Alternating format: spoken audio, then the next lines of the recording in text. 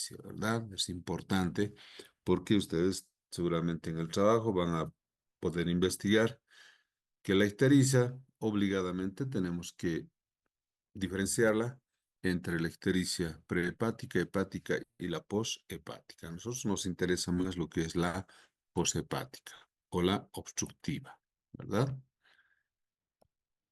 Entonces, vamos a ver una de las patologías que pueden presentarse de forma individual o pueden ser como complicación de la colelitiasis o de la colecistitis, ¿verdad?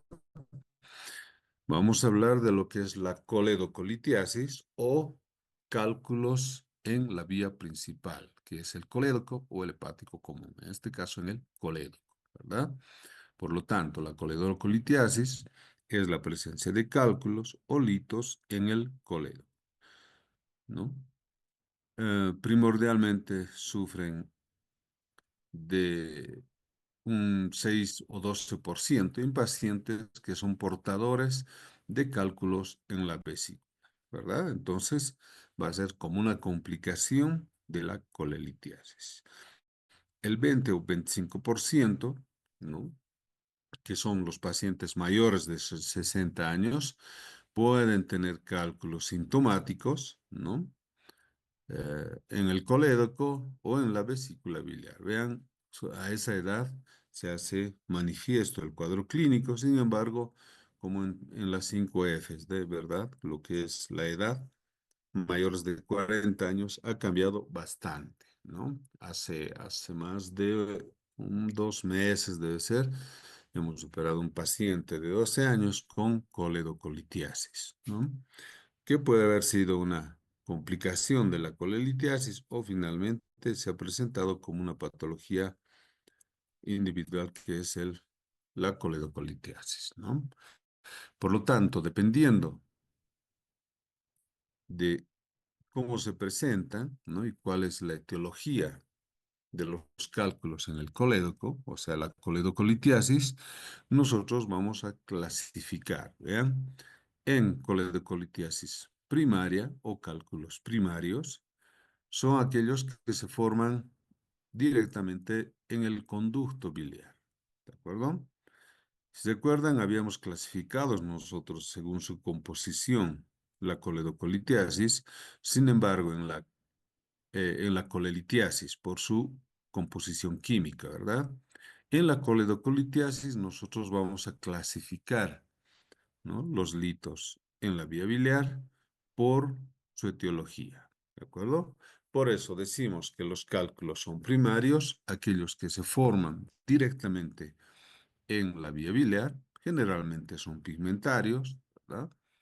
La causa para la formación de los cálculos en el colédoco está relacionado también con la éstasis biliar, ¿no?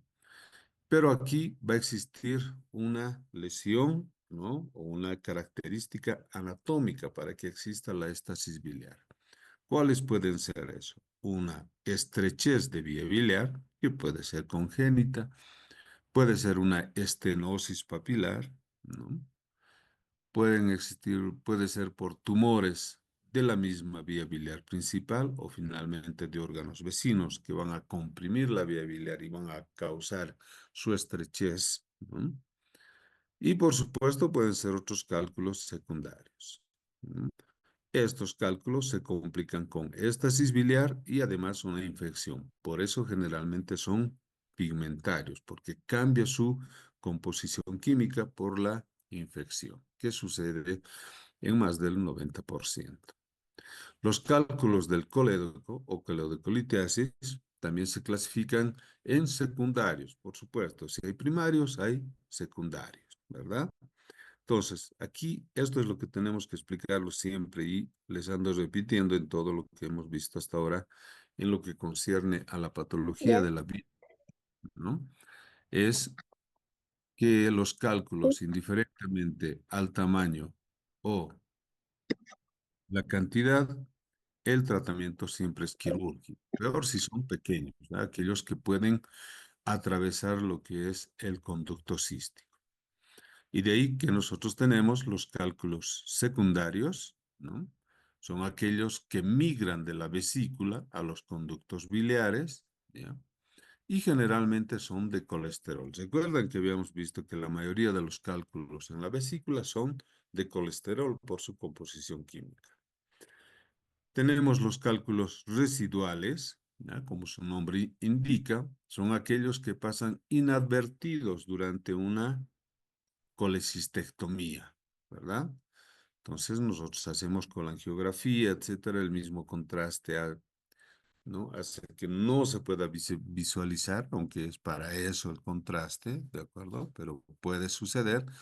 Sin embargo, pueden pasar inadvertidos porque clínicamente y laboratorialmente no nos indican, por ejemplo, para hacer una colangiografía, aunque se debería hacer de protocolo, ¿verdad? Y finalmente tenemos los cálculos o la coledocolitiasis recurrente o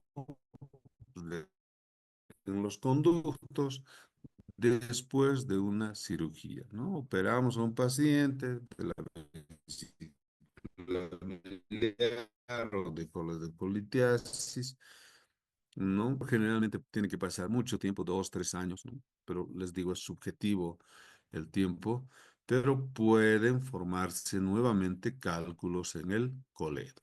Esos son los cálculos recurrentes o recidivantes, ¿no?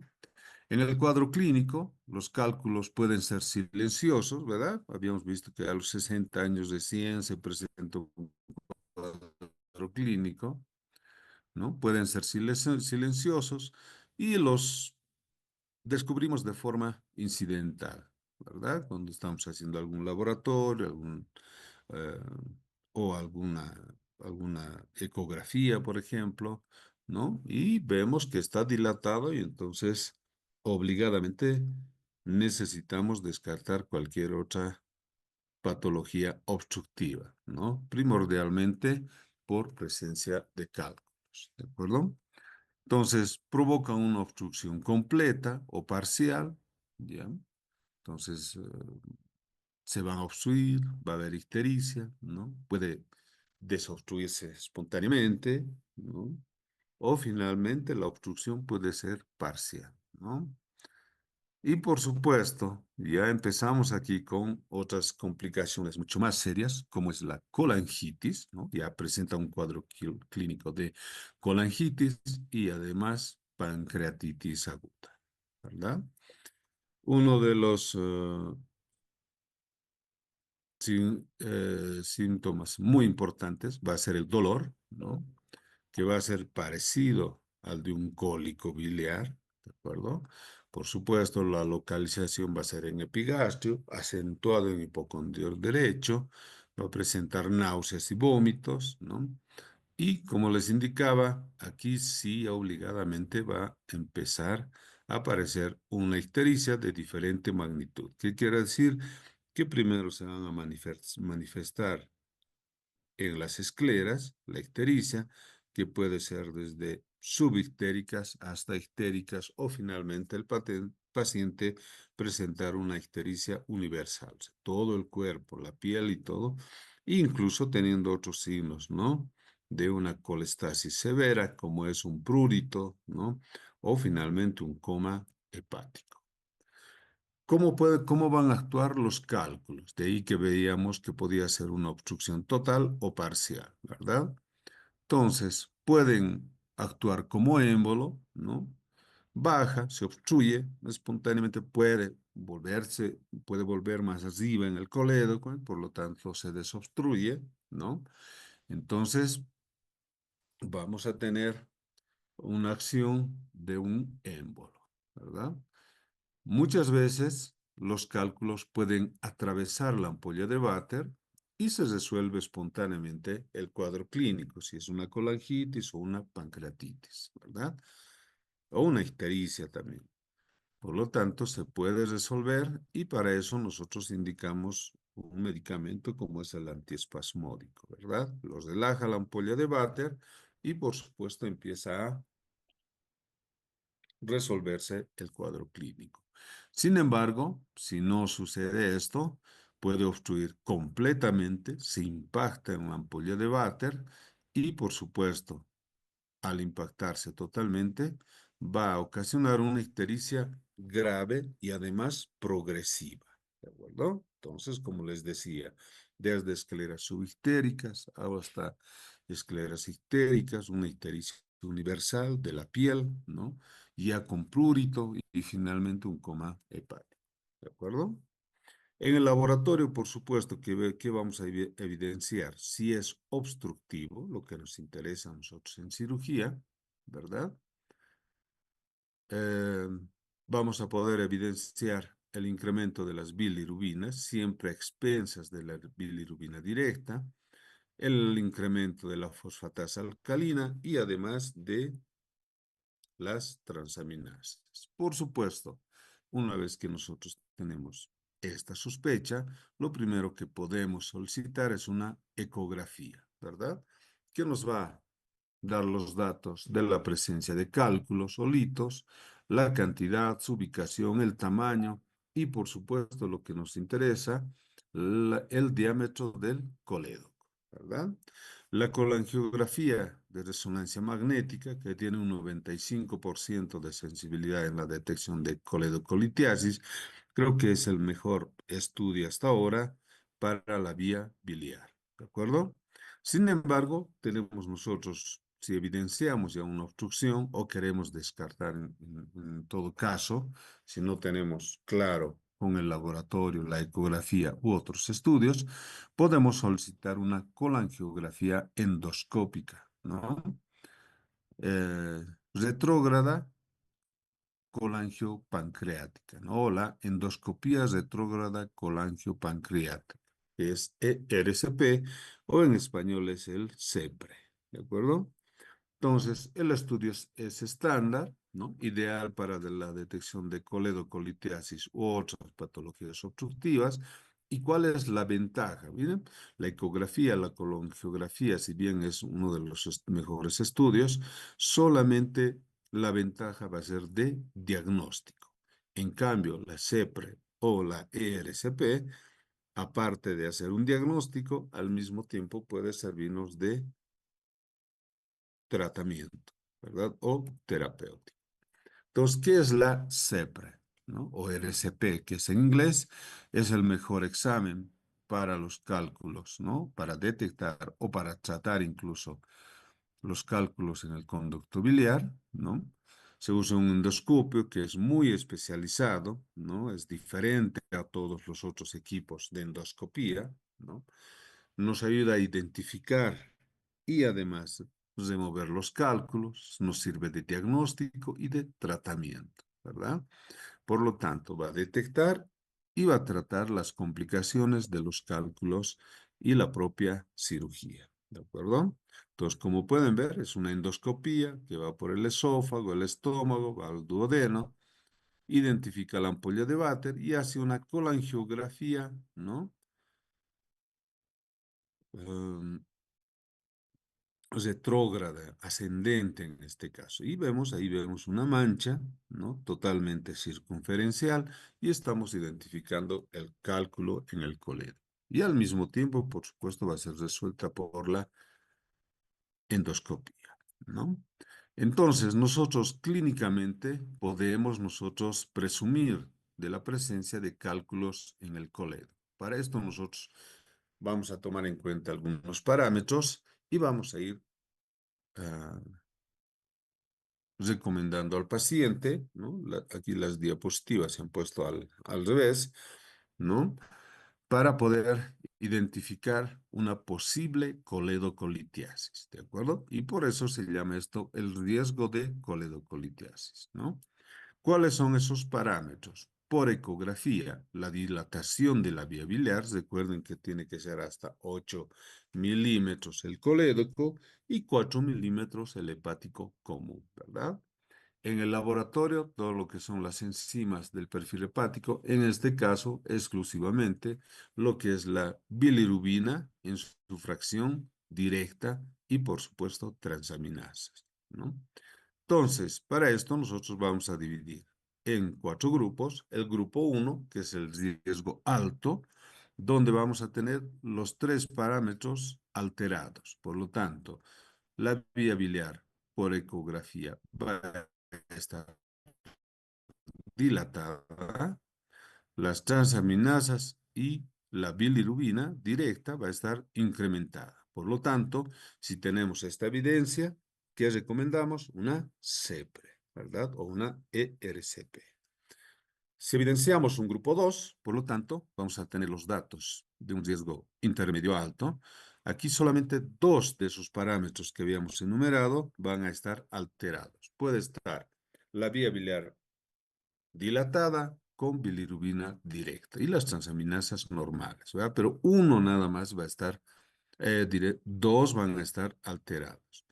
Sin embargo, vean, ¿qué recomienda? Una ERCP, ¿de acuerdo? Entonces, no hay dónde perderse.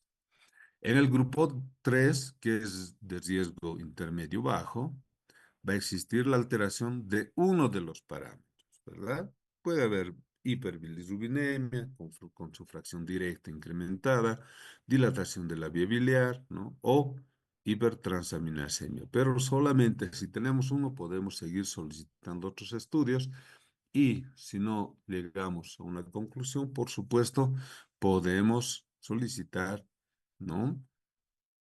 Una colangioresonancia, una ecoendoscopía, si es que se tuviese a disponibilidad. ¿De acuerdo? Y finalmente tenemos el grupo 4 que es de riesgo bajo, donde todos los tres parámetros están normales, ¿verdad? Por lo tanto, vamos a tener una vía biliar con parámetros normales, el hepático y el hepático común y el colédoco. Y por supuesto, bilirrubinas y transaminasas totalmente normales. Sin embargo, se recomienda, ¿no? Al realizar una colangiografía intraoperatoria, ¿no? Pero no hacemos a todos los pacientes precisamente porque esta manipulación puede tener algunas otras complicaciones. El tratamiento de la coledocolitiasis, y hemos evidenciado un cálculo en el colédoco, es quirúrgico, ¿verdad? Por supuesto, de protocolo, una ERCP o una CEPRE, seguida de una esfinterotomía o papilotomía, ¿verdad? Y finalmente, por supuesto, si el paciente todavía cuenta con su vesícula, nosotros sugerimos, ¿no? O recomendamos que la cirugía de la vesícula sea programada, o sea, una colecistectomía que puede ser por vía laparoscópica, la más ideal, o finalmente una convencional, ¿verdad? Ahí estamos viendo una esfinterotomía o una papilotomía endoscópica, ¿no? Se hace una incisión, la ampolla de váter a horas 11, ¿de acuerdo? Para que sea mucho más fácil, ¿no? La resolución de los cálculos en el coledo. Ahí estamos viendo una RCP, ¿no? En la primera imagen, múltiples cálculos en el colédoco, ¿verdad? Una colangioresonancia, vean que la calidad de imagen, cómo nos mapea toda la vía biliar, ¿verdad? Por eso es uno de los estudios más recomendados, pero por supuesto, si podemos solucionar con otros métodos, primero recurrimos a esos, ¿no? De ahí vemos, vean, esta es una RCP, ¿no? Una serie de imágenes donde la conclusión, vean, del endoscopista, ¿qué nos dice? Dilatación de la vía biliar intra y extrahepática, litiasis coledociana resuelta por RCP. No he hecho ninguna incisión, por supuesto, solamente lo que es la papilotomía. ¿Ven? Ahí el cálculo, ¿no? En la última imagen donde están esas cuatro fotografías, ¿no? Y la colangiografía.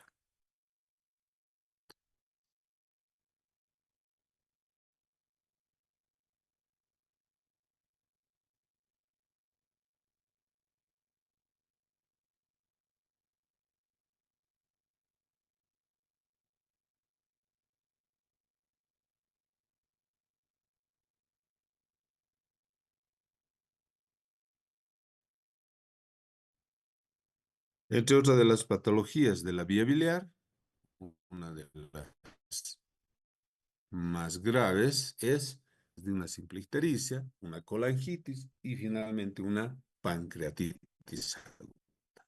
¿De acuerdo? Entonces tenemos que obligadamente saber reconocer este cuadro clínico, ¿ya? Y en su competencia, por supuesto, siempre está sospechar el cuadro clínico, recomendar la hospitalización e iniciar el tratamiento inicial, ¿no? O tratamiento que va a ayudarle al paciente, ¿perdón? Esto.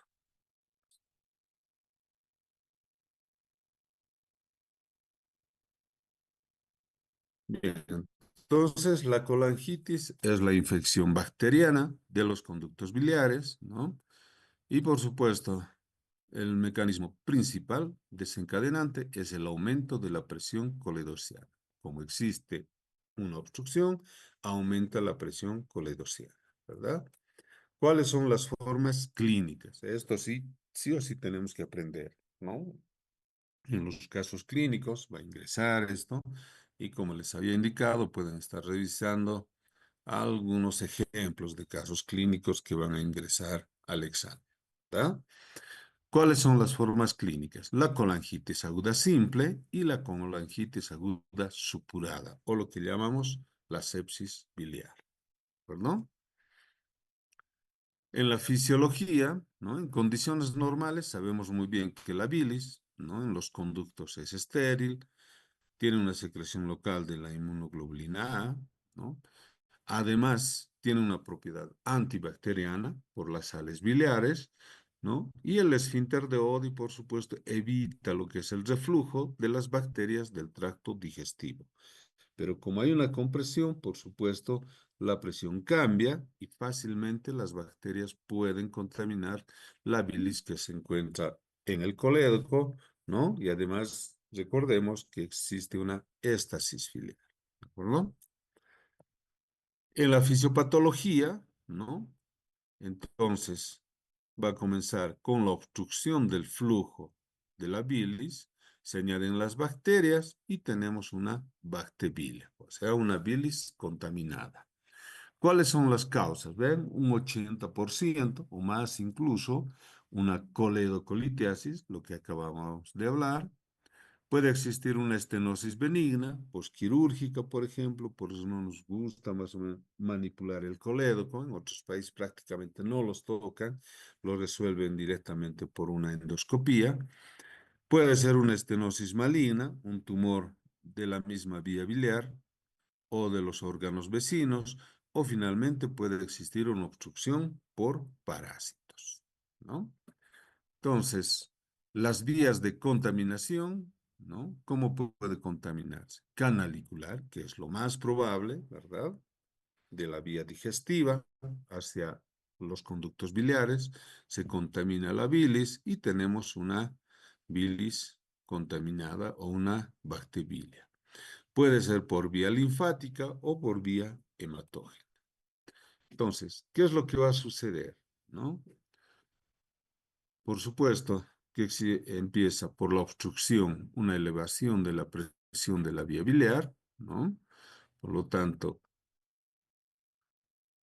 eh, por vía ascendente o retrógrada, como les indicaba, los microorganismos del duodeno, en este caso, pasan a la vía biliar, contaminan la bilis que se encuentra ahí y, por supuesto, ya tenemos una bilis contaminada, ¿verdad?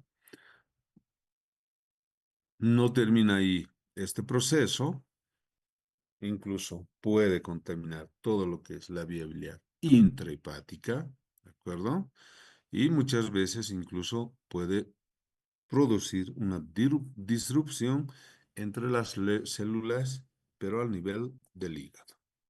Entonces, empieza una total colonización por siembra hematógena a través del sistema venoso portal y linfáticos, ¿no? Se translocan las bacterias y endotoxinas de la vía biliar al sistema vascular, lo que llamamos el reflujo colangiovenoso, y por supuesto la hiperbilirrubinemia, como altera los valores inmunológicos de la vía biliar, este paciente, por supuesto, está propenso a una septicemia, ¿no? Una sepsis grave, con choque refractario, falla orgánica, seguida de una falla multiorgánica y el deceso del paciente. Vean que esta es una de las patologías graves, especialmente en pacientes años.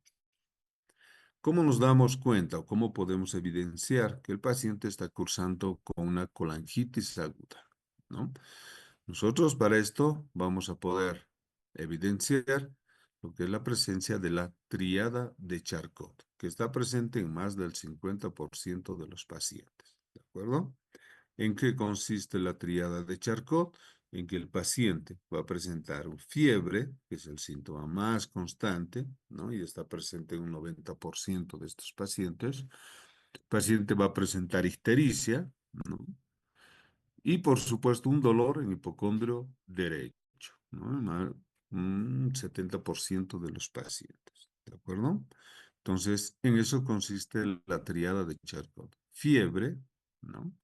Ictericia y dolor abdominal, ¿no? Acentuado en hipocondrio derecho, ¿de acuerdo? Sin embargo, la tríada de Charcot completa, ¿no? Está presente en la mitad de los pacientes, ¿de acuerdo? Entonces, no siempre la ausencia de uno de estos datos no nos está indicando que el paciente pueda estar cursando con la tríada de Charcot. Sin embargo, casi en la mayoría diría, ¿no? Porque son datos que ahora han cambiado totalmente, ¿no? En la mayoría de los pacientes la tríada de Charcot va a estar presente.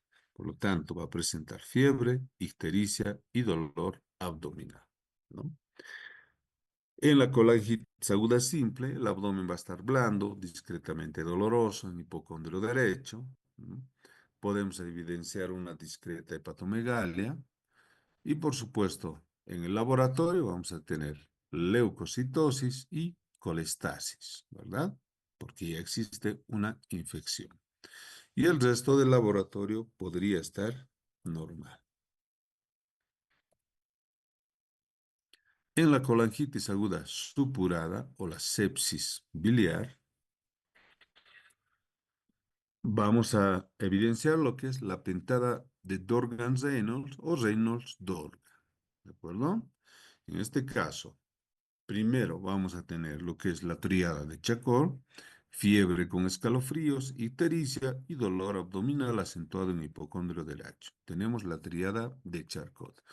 A estos tres síntomas nosotros vamos a añadir el choque séptico, que va a estar caracterizado por una inestabilidad hemodinámica, que quiere decir hipotensión, taquicardia, ¿verdad?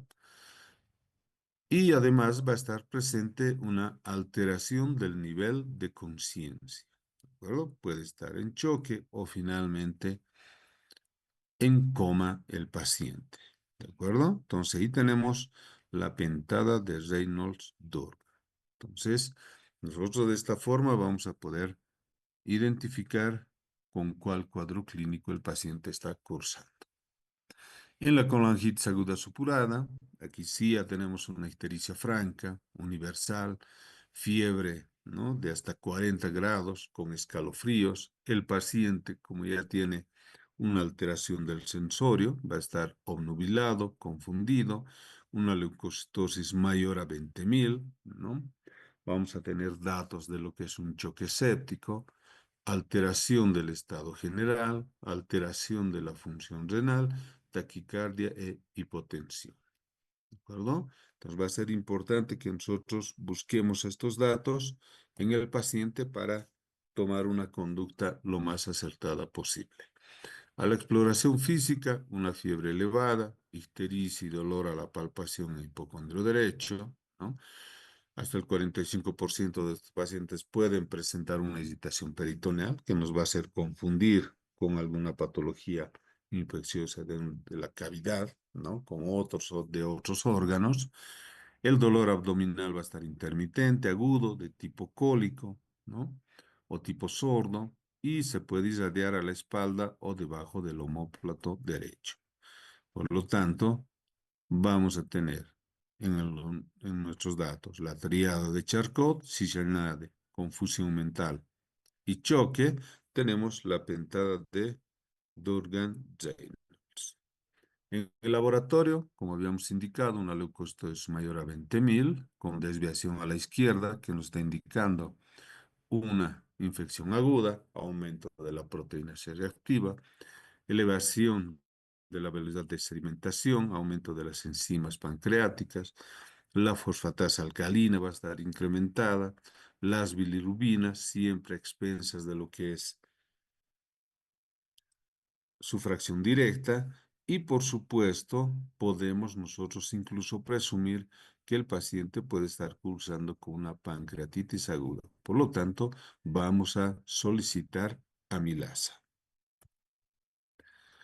Por lo tanto, para el diagnóstico va a ser suficiente el cuadro clínico, ¿verdad? Si es triada de Charcot, fiebre con escalofríos, ictericia y dolor abdominal acentuado en hipocondrio derecho. Si es pentada, tenemos la triada de Charcot más choque séptico y alteración del sensorio, ¿verdad? Entonces, muy aparte de esto, podemos corroborar con hallazgos de laboratorio, hallazgos de ecografía, ¿no? Que nos puede dar presencia de cálculos en el colédoco, dilatación de la vía biliar, incluso podemos tener abscesos hepáticos, ¿no? O finalmente, posibles neoplasias que pueden ser causa de la obstrucción de la vía biliar.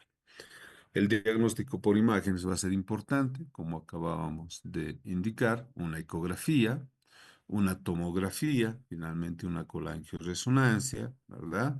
Y lo que habíamos indicado, ¿no? Una CEPRE o una ERCP, ¿verdad? Que nos está indicando que nos va, muy aparte de diagnosticar, habíamos indicado que nos va a servir para resolver el cuadro clínico casi inmediatamente, ¿no? Ahí tenemos una tablita de lo que es la etiología de la obstrucción desde una litiasis de la vía biliar, neoplasias, colangitis, ¿no? Parásitos, cuerpos extraños incluso, ¿no? Los que nosotros mismos insertamos en alguna ocasión, ¿no? Entonces, el tratamiento, ¿no? Si la obstrucción es por coledocolitiasis, que es el 90%, ¿no? Que ocasiona este cuadro clínico, eh, lo primero que podemos hacer, ¿no? Indicar una antibioterapia. Por lo tanto, para esto nosotros vamos a presumir que los gérmenes más comunes son la Escherichia coli, la Klebsiella pneumoniae, Streptococcus fecalis, ¿no?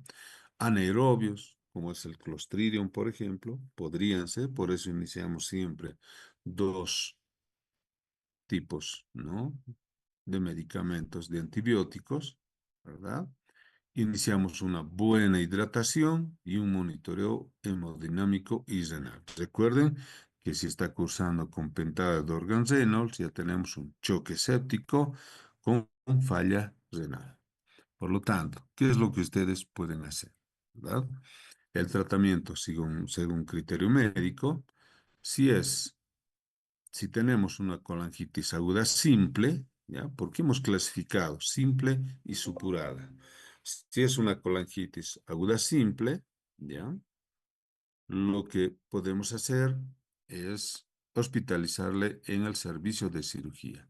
Si es una colangitis supurada, este paciente se hospitaliza inmediatamente en terapia intensiva. Recuerden que ya está con choque séptico y además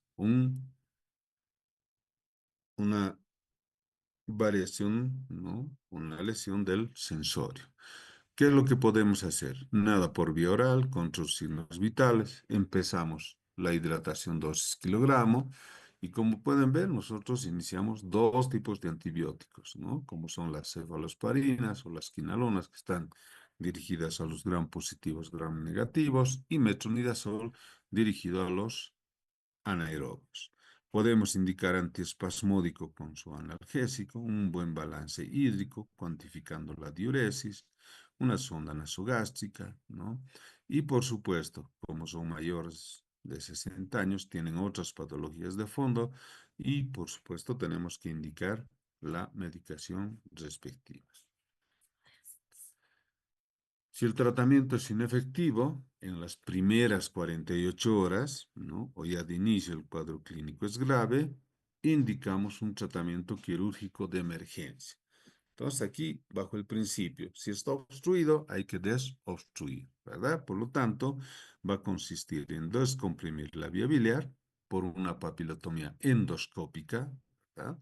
Aquí muchas veces no pueden extraer el cálculo, sin embargo, pueden colocar un stent o un catéter nasobiliar, ¿no? Si es una cirugía, una coledocotomía o colocación de un tubo T, que lo hacemos por vía laparoscópica, ¿no? O finalmente instauramos un stent. Vean, ahí tenemos un paciente histérico, ¿no? Este es el equipo para la CEPRE o RCP, vean, tiene un balón, tiene bisturí, tiene un incigador, tiene una tijera, ¿no?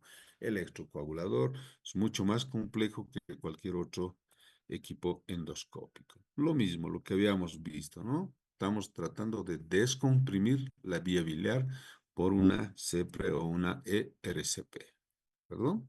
Ahí tenemos diferentes imágenes donde estamos realizando cal. Vean esta imagen, la de abajo, ¿no? Un enorme cálculo en la vía biliar. Muchas veces no todos los cálculos se pueden. Sin embargo, de inicio puede colocar un stent para que el flujo de esa bilis contaminada se facilite, ¿verdad? Una vez que está compensado el paciente, entramos a una cirugía laparoscópica o abierta, ¿no? Ahí tenemos, ¿vea? Todo un proceso. Nosotros enviamos a la endoscopita y nos reporta de esta forma. Diagnóstico, coledocolitiasis alodobiliar resuelto por CEPRE, ¿no? Vean, colangitis severa, vean esa bilis totalmente contemplada, prácticamente pura pus teñida de amarillo en este caso, ¿no? Una colección quiste versus absceso en topografía vesicular, nos dice, ¿no? Vean, nos está indicando tal vez alguna otra lesión que seguramente nosotros vamos a indagar y resolver, ¿no?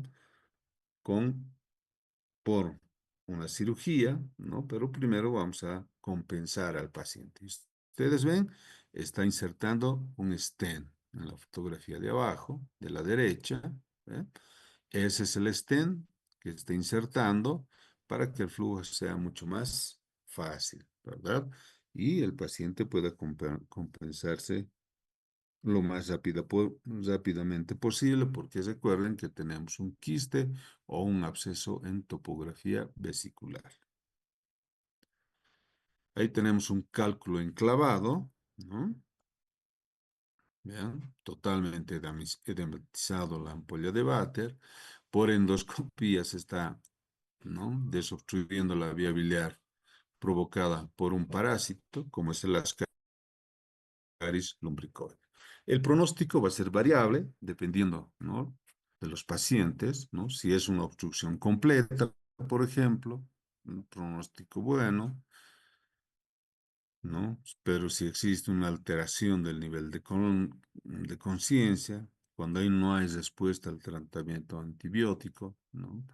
Cuando se asocia otros signos de afectación multiorgánica, como es un fracaso renal, coagulación intravascular diseminada, una falla renal, por ejemplo, cuando no se puede realizar una descompresión adecuada de la vía biliar, el pronóstico va a ser grave, ¿verdad? En estos pacientes que están presentando estas características. ¿Cuáles son las complicaciones? ¿No? Hipoperfusión renal, ¿no? Por bacteriemia agravada, hiperbilirrubinemia, abscesos intrahepáticos, ¿no? Cuando falla el tratamiento de la colangitis aguda, ¿no? Y la colangitis supurada se hace recurrente, ¿no? Y por eso es que nosotros tenemos que ser cuidadosos al momento de evidenciar estos dos cuadros clínicos e inmediatamente sugerir al paciente, ¿no? Su tratamiento endoscópico en este caso, o finalmente quirúrgico. Aquí tenemos un cuadro clínico donde dice que la paciente de sexo femenino, de 40 años de edad, madre de 3 hijos, acude a urgencias por dolor abdominal, ¿no? Un dolor abdominal intermitente de 2 días de evolución. El dolor se presenta ahora de manera brusca, intensa, en la región de epigastrio a la 1 de la madrugada durante una fiesta en una casa de una amiga, ¿verdad? El dolor cede espontáneamente y en el momento de la consulta, ¿no? Está asintomática. Y ahí aquí vienen las preguntas, ¿no? ¿Qué datos considera importantes en la exploración física? ¿No? La presencia de ictericia, por ejemplo, ¿no? ¿Cuáles son los diagnósticos diferenciales a considerar? Desde un cólico hepático, cólico intestinal, ¿no? Una gastritis, recuerden que es una fiesta, ¿no? Donde puede haber transgresión alimentaria, exceso, ¿no? De ingesta de bebidas alcohólicas, ¿verdad? ¿Qué pruebas complementarias solicitamos a esta paciente? Lo primero que podemos solicitar es una ecografía, ¿verdad? ¿Cuáles son las opciones terapéuticas? ¿Qué es lo que nosotros podemos hacer en este momento con la paciente que está asintomática, recuerde, ¿verdad? Entonces podemos indicarle, ¿no? Dieta hídrica por este día y después, mientras tengamos los estudios de una ecografía, podemos indicarle una dieta hipograsa, ¿verdad? Porque estamos presumiendo un cólico biliar posiblemente provocado por un cálculo en la vesícula. Y las medidas preventivas, ¿verdad? Por supuesto, si evidenciamos una litiasis vesicular, sugerimos un tratamiento quirúrgico, ¿verdad? Definitivo. Vean, pero la misma paciente, después de una semana, presenta un segundo episodio de dolor abdominal que cede a las pocas horas, como el primero, pero aparece de nuevo al día siguiente, ¿no? Con más intensidad.